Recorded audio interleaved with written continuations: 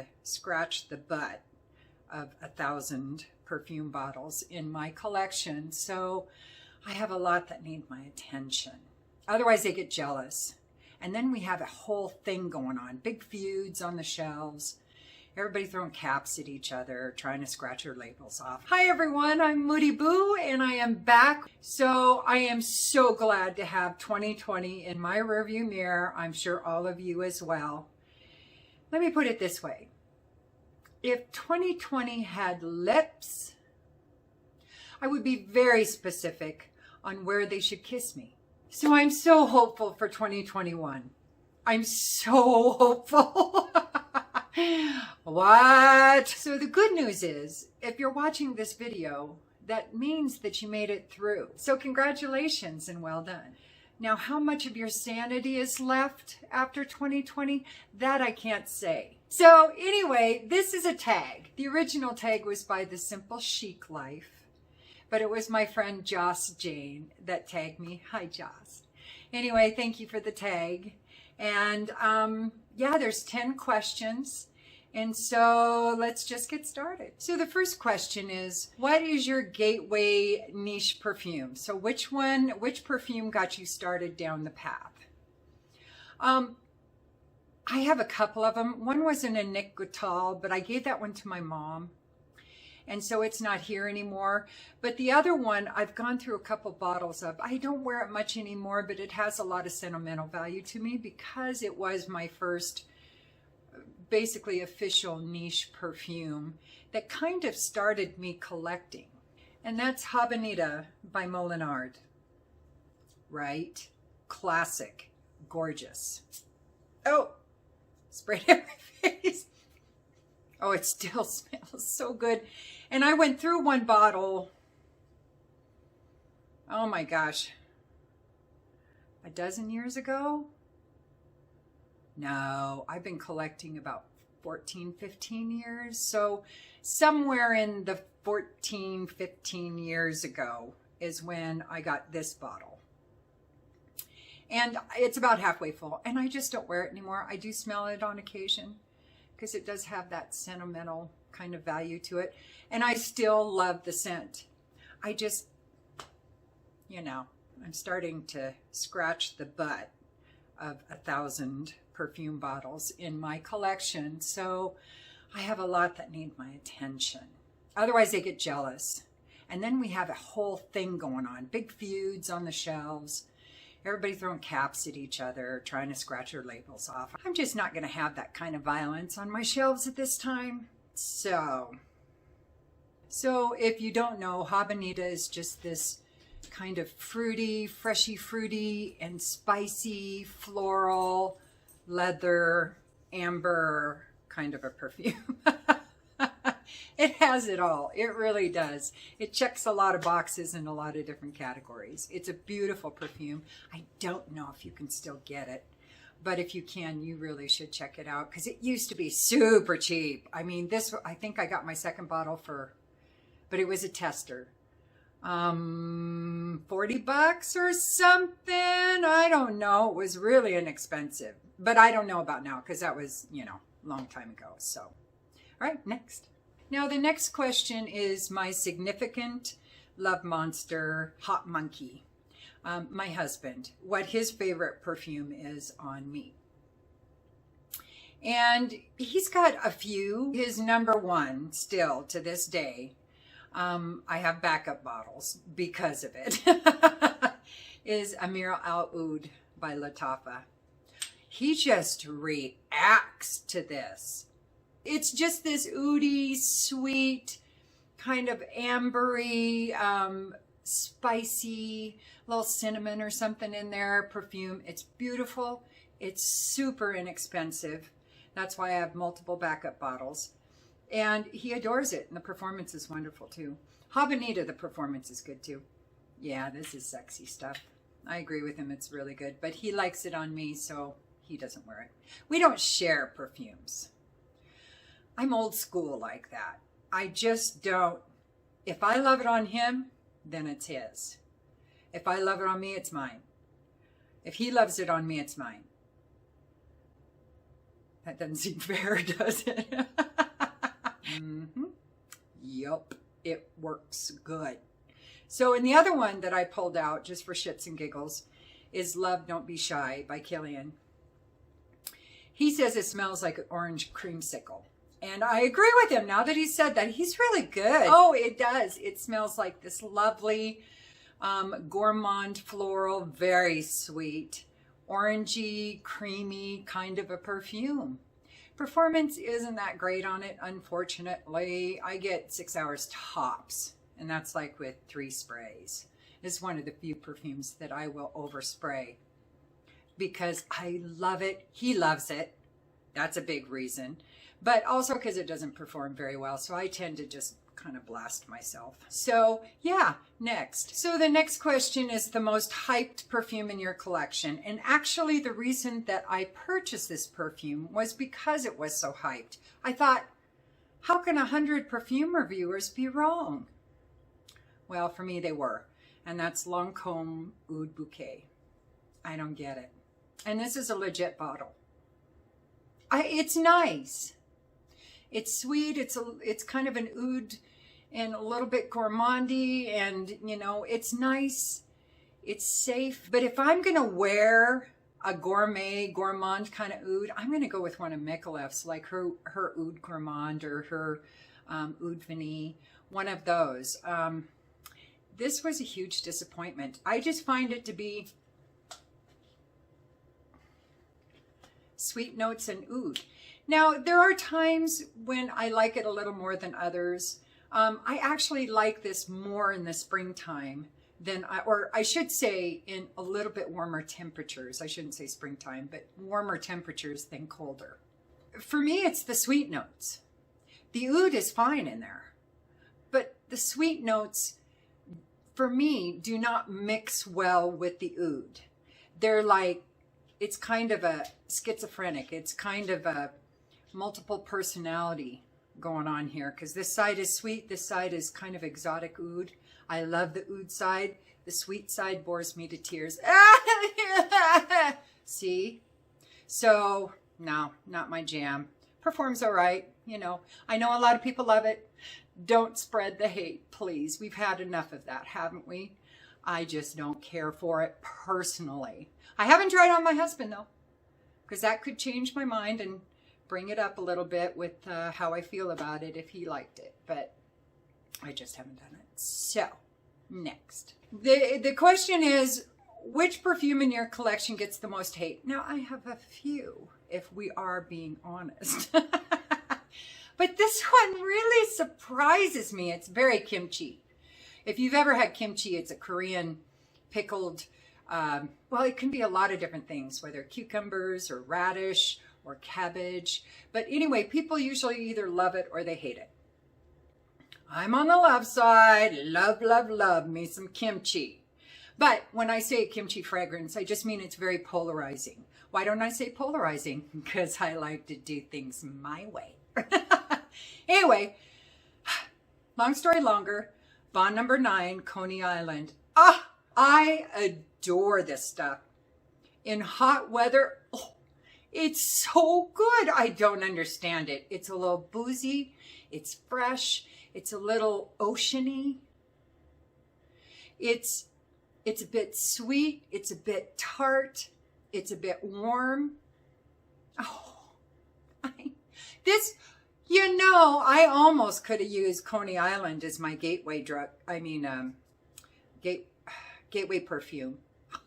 Because this bad boy was the one that got me expanding my mind. Now, Habanita is not a big leap from some of the other perfumes that I was wearing, because I was doing signature scents up until about 15 years ago when I started collecting.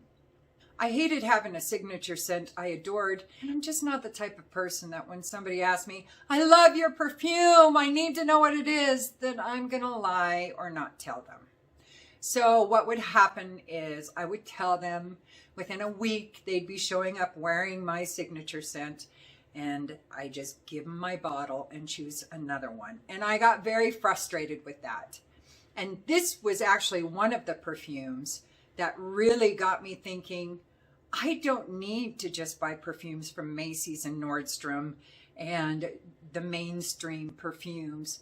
I really need to start exploring different kinds of perfume, because this was something, I mean, you know, I had a light blue, Dolce & Gabbana light blue, but this is nothing like that.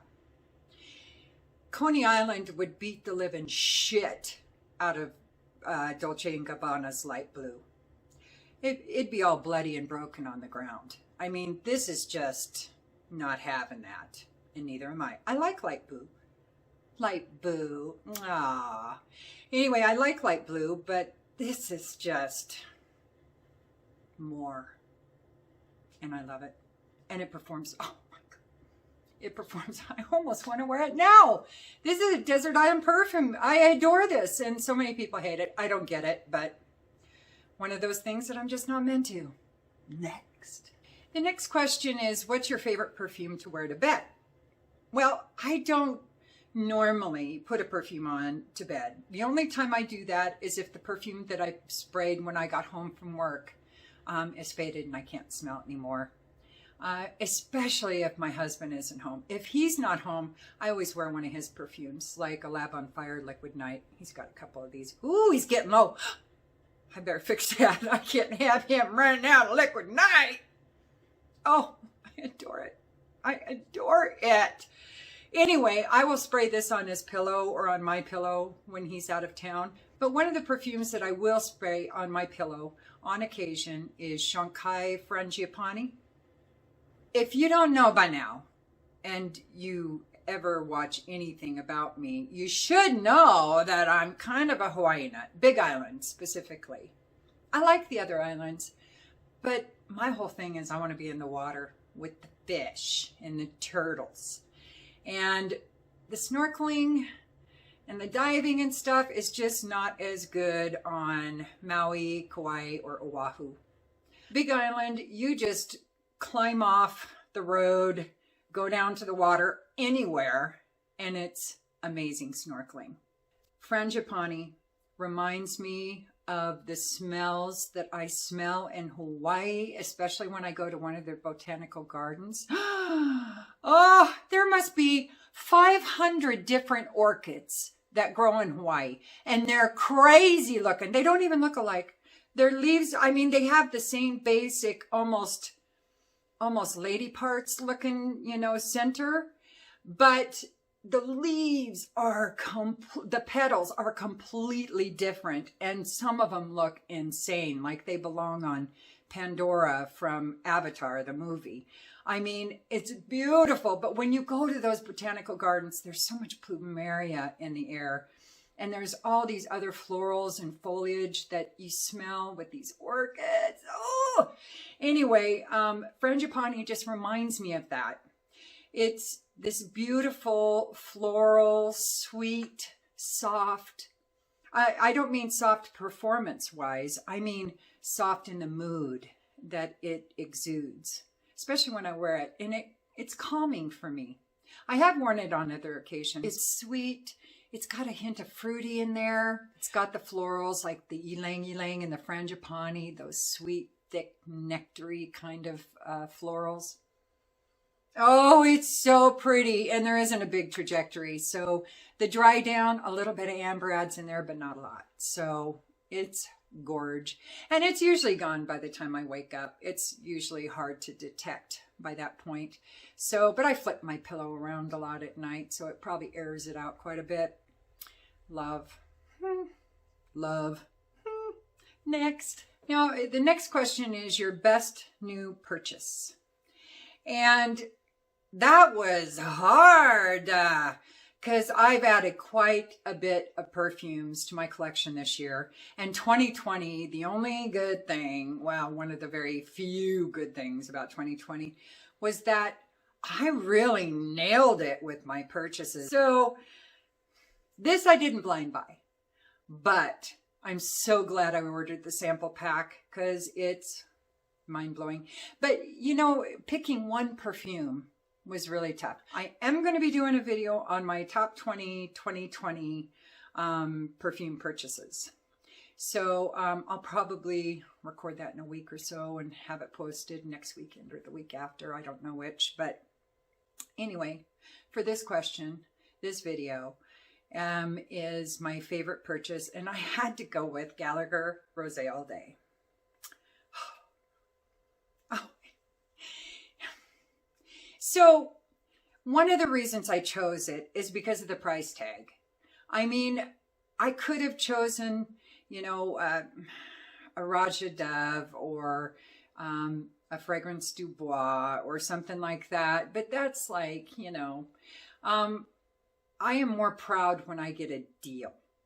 I'm happier when I feel like I've gotten a good deal. So, and this is a good deal.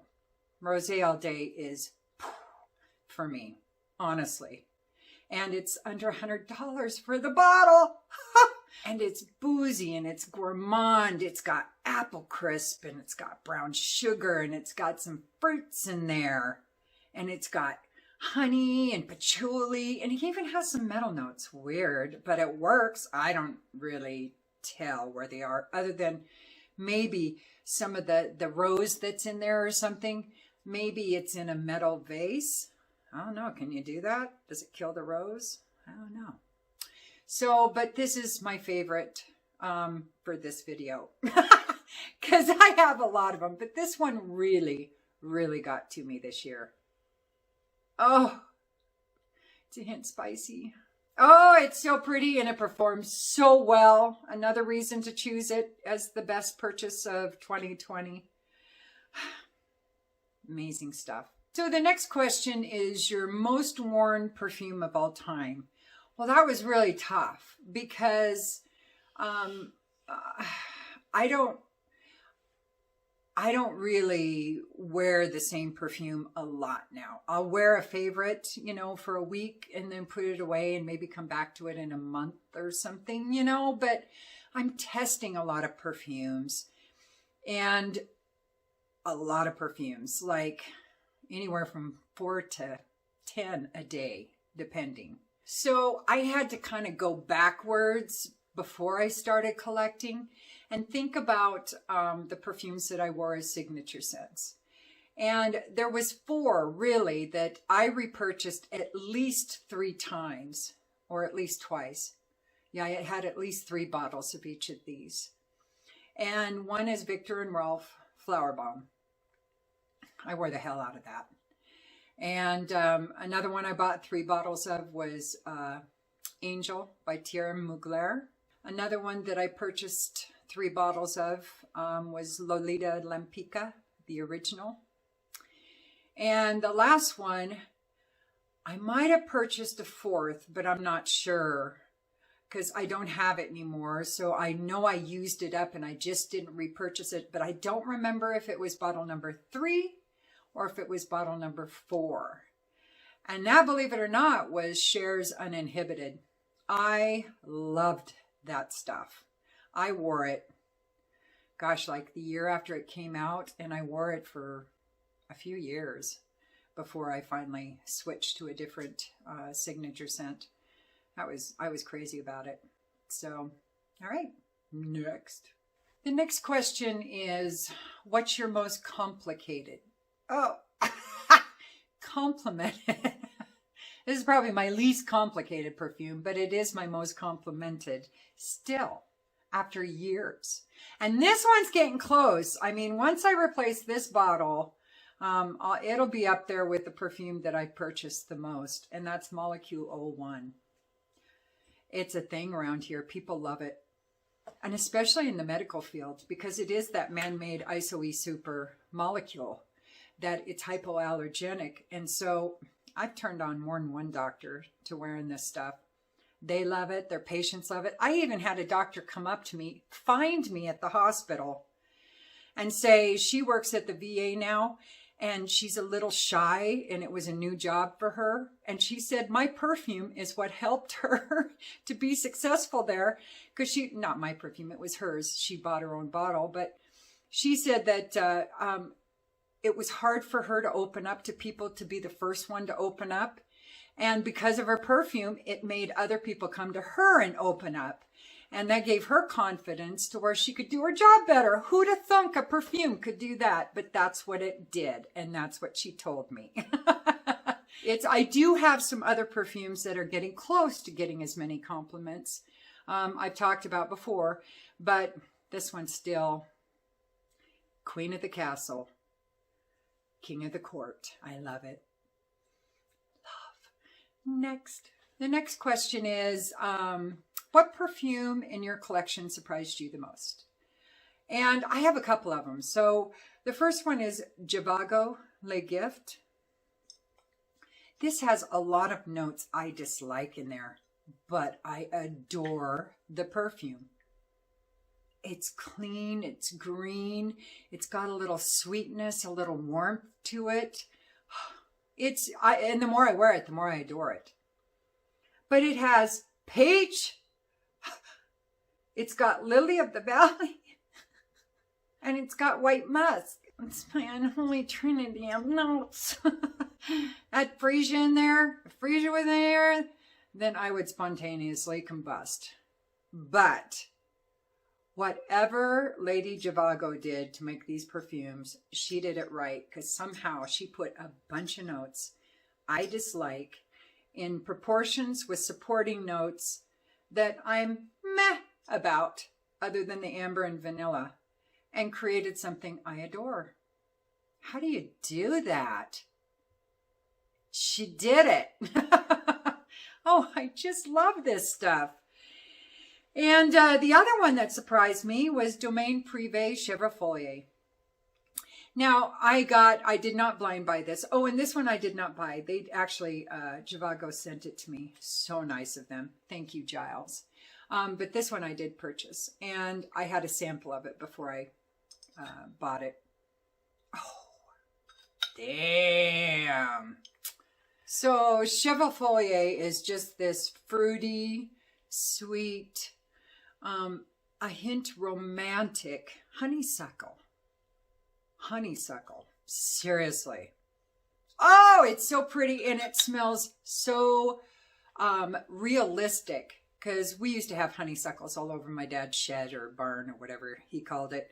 And oh, when they bloomed, it smelled, they were thicker, a little more narcotic almost smelling. But this, oh, this smells to me as if you'd taken all of the blossoms off of our honeysuckle vines, put them in a hot bath and just bathed in them. That's what it kind of reminds me of. It's stunning, stunning.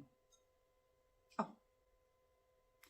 So, oh, I better spray some because I want to. Oh my gosh. Yeah, it starts off kind of citrusy and then it goes into that beautiful honeysuckle note. Oh, oh, ah. Anyway, love this stuff. So, all right, next. So the last question is your absolute favorite perfume of all time. Right, like I'm going to answer that. I have no idea. I'm trying to figure it out by doing these battles, but I don't know. Now, I can tell you the ones that I grab the most. Well, one I don't grab as often, even though I have a backup bottle, because it's discontinued, so I covet it. And that is L'Occitane Amber. Now, I say this is one of my favorites. Is the smell the most mind-blowing of my collection? No. But this was the first perfume that I bought the first year my husband and I went to the Big Island. And it's such, it's such, how do I explain Hawaii to me? It's more than my home away from home. It's my sanity away from insanity.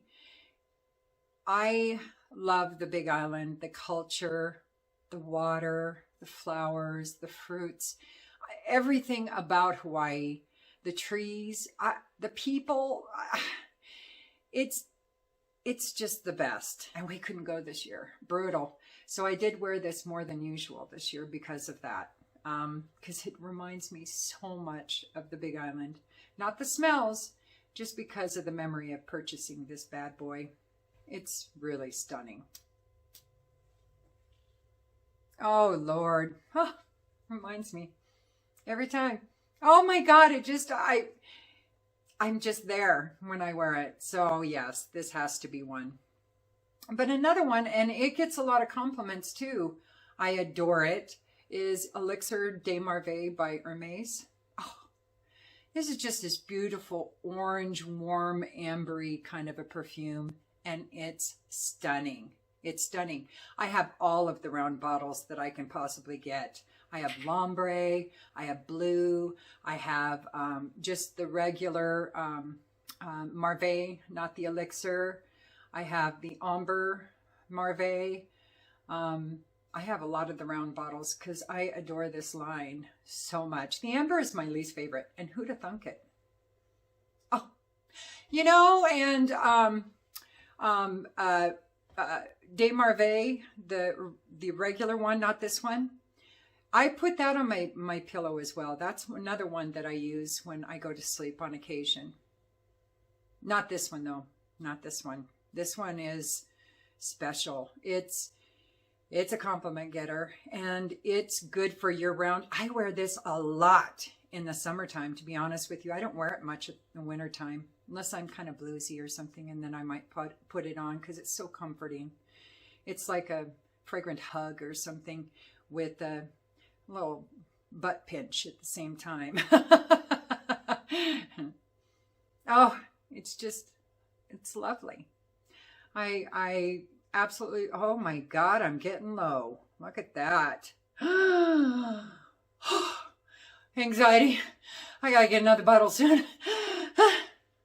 Yes, I will not run out of this. This is a desert island. This is a desert island. I have a backup. I had 4 backups, and I thought they're going to go bad before I end up wearing them, because even with 4 backups, I wouldn't wear it. I'm just scared to run out.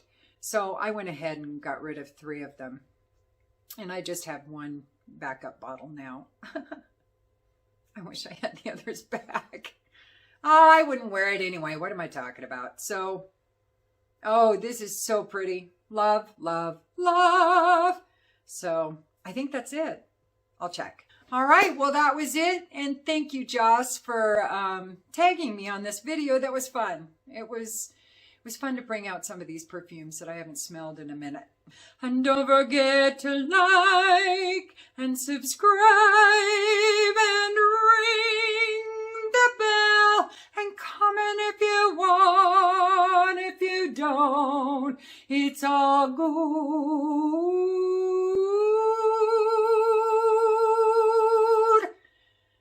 I still love you. Use your own nose.